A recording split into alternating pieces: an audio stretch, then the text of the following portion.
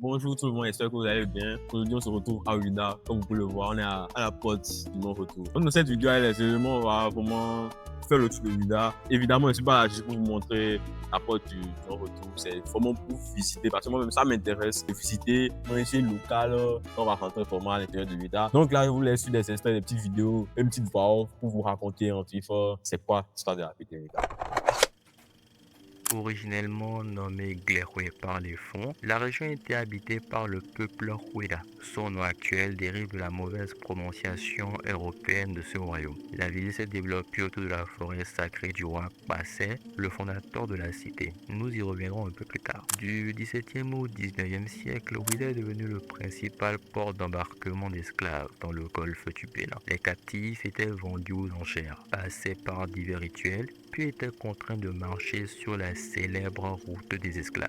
Longue d'environ 4 km, cette piste retrace les dernières étapes des captifs avant leur déportation vers les Amériques, notamment vers le Brésil et les Caraïbes. La place des enchères, lieu où les esclaves étaient vendus contre des marchandises, l'arbre de l'oubli, où les captifs devaient en faire le tour pour oublier leur terre natale, la case Zomaï, une case sombre où ils étaient enfermés pour être démoralisés, et la porte du non-retour, un mémorial érigé sur la plage symbolisant le départ définitif. Après l'abolition de la traite des esclaves, il est devenu une plaque tournante pour le commerce de l'huile de palme. En 1982, certains Africains de la diaspora sont venus au Bénin afin d'en connaître un peu plus sur l'histoire. Le gouvernement a alors conçu deux parties, une partie musée consacrée aux visiteurs et une autre pour les initiés locaux. Après le petit déjeuner, ils sont rendus dans l'un des temples d'Ovida où ils ont rencontré ce guide.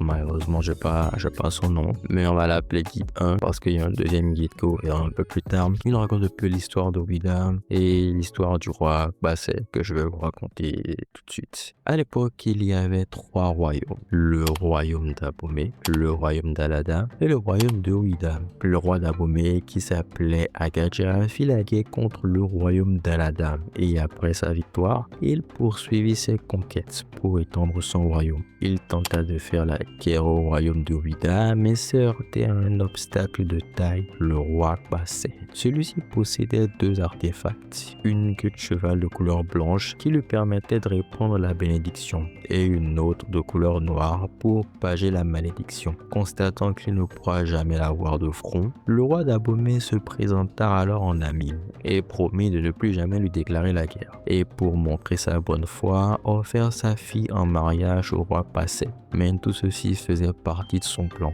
En effet, une fois épouse du roi, celle-ci était chargée de retrouver les artefacts pour les envoyer à son père. Mais pour éviter tout soupçon, ils avaient confectionné au préalable de fausses reliques pour remplacer les vraies. Un jour, le roi Bassé se fit encercler par les soldats d'Abomey et alors qu'il aurait pu les balayer d'un simple coup de queue de cheval, rien ne se passa comme prévu. Il s'enfuit donc dans une forêt poursuivi par ses ennemis. Lors de la poursuite, il marcha accidentellement sur un python qui le rendit invisible. Afin d'échapper définitivement à l'ennemi, il se renda au pied d'un Iroko et il implora à la nature de le protéger. Le tronc se serait alors ouvert pour l'absorber et il se serait transformé alors en cet arbre, devenant immortel. Le noir a la divinité temps pour l'air et le vert acheté en bas la divinité Sapata pour la terre. Donc comme je dis qu'il a déjà plus de 600 ans, l'Iroko ici a déjà plus de 500 ans. Coupé certes, mais dans la condition vaudou, mort ou vivant, cet arbre est toujours sacré et est toujours vénéré. En fait, mort ou vivant, l'Iroko ne fait pour faire une eau de purification. C'est un peu comme de l'eau bénite qu'on utilise pour purifier le temple et toute la ville de Ouida. La dernière fois, la cérémonie a été faite en octobre 2024. Donc la prochaine cérémonie sera en 2031. 7 parce que le chiffre 7, c'est un chiffre sacré dans le vaudou qui symbolise la pureté, la perfection, la complétude et la totalité de l'univers. Tac, t'as vu? Elle se retourne? Bien sûr. Donc là, on peut la retourner après. Ok.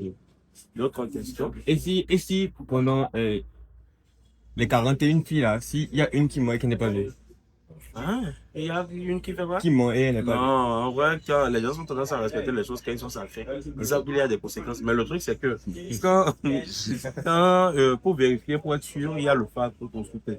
C'est avec l'aide du frère pour vérifier si la fille n'est pas bien. D'ailleurs, même la prêtresse aussi, elle sait reconnaître tout cela, donc il n'y a pas vraiment de risque. Une personne non vierge ne peut pas participer à la cérémonie. Sinon, il y a vraiment des conséquences. Si une fille met la jarre sur la tête, par exemple, la petite jarre, voilà, ça peut peser tellement lourd qu'elle aura du mal à marcher. Donc là, en même temps, on sait que il y a problème. Là, maintenant, ça gâche la cérémonie. Il faut encore attendre, faire des pratiques, des rituels et tout avant de se lancer. Allez, venez.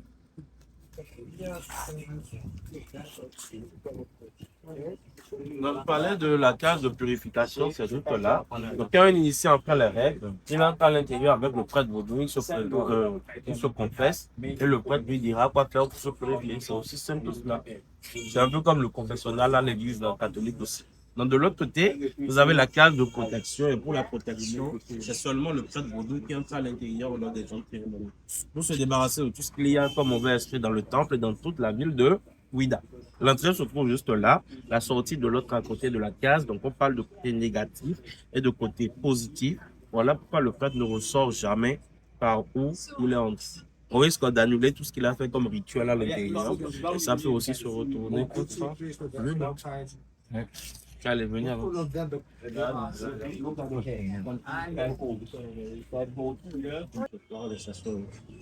Au Nigeria, on l'appelle Orisha Oku. Que je commence par le Nigeria parce que la divinité vient du Nigeria. D'accord? Au Bénin, c'est Oku. Mais quand vous allez au Brésil, aux Antilles, en Haïti, en Caraïbes, on l'appelle Ogu Ferraille. Ogu Ferraille. Qui fait référence au fer parce que la divinité elle-même est constituée de fer rouillé, de moteur et de chêne aussi. Donc, comme offrande, on lui donne de la farine de maïs, de l'huile rouge, des boissons sucrées et de l'eau. Pas d'alcool, pas de piment, au risque de provoquer sa colère. Et cela peut entraîner une mort par accident. Auprès de la divinité, on fait également des prières et des vœux, mais quand vous demandez le mal, ça se retourne directement contre vous-même. J'ai une question. Oui, allez-y.